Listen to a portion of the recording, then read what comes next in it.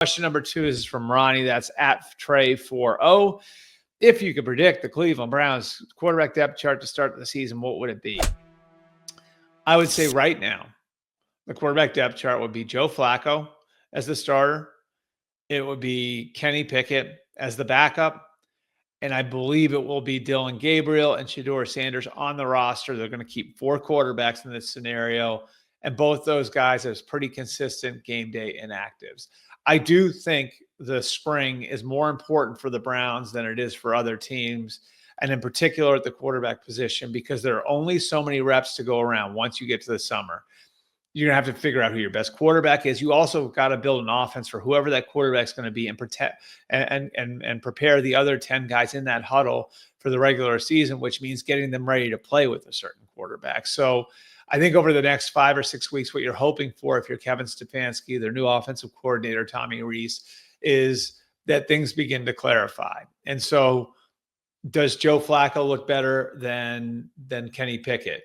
How do Shedeur Sanders and Dylan Gabriel compete with one another? Both those guys played a lot of football in college, so those guys should be ready to make the transition from college to pro just on the sheer number of starts they made in college and the sheer number of balls they threw in college. So, I see this as a really interesting 5 or 6 week period where you're going to have to figure out some sort of working pecking order so you can be more efficient when it comes to the summer.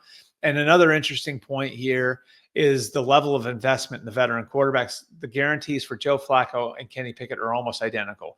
So the penalty from walking away from either guy is virtually the same, which means both those guys are on an even playing field. And if you'd rather not keep 4 quarterbacks, like then it becomes not only, are Shedeur Sanders or Dylan Gabriel on some off chance ready to be the starter, or one of those guys ready to be the backup. If one of those guys is ready to be the backup, does that give you the flexibility to walk away from either Kenny Pickett or Joe Flacco? So there's a lot of things to work through here. I mean, do you consider generally 3rd round picks have made the team, right? Like generally you don't cut a 3rd round pick out of camp. However, if Shedeur Sanders looks better than Dylan Gabriel, do you consider walking away from Dylan Gabriel if you feel the need to keep both veterans? There are just lots of questions that you're going to need clarification for between now and the final cut down in August.